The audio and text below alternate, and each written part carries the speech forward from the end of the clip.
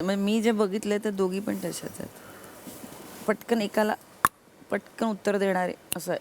रडतात पण रडल्यानंतर ते वेगळ्या लेवलला रडायला फील होतं, वाईट वाटतं, पण रडणं आणि प्रत्येक गोष्टीत रडणं.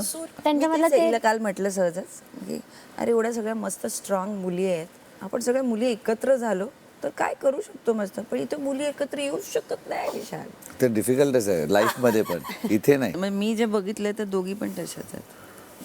पटकन एकाला पटकन उत्तर देणारे असं आहे.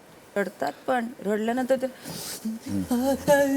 वेगळ्या लेवलला रडायला फील होतं, वाईट वाटतं, पण रडणं आणि प्रत्येक गोष्टीत रडणं. त्यांच्यामधलं ते काल म्हटलं सहजच की अरे एवढ्या सगळ्या मस्त स्ट्रॉंग मुली आहेत, आपण सगळ्या मुली एकत्र झालो तर काय करू शकतो मस्त, पण इथे मुली एकत्र येऊ शकत नाही विशाल.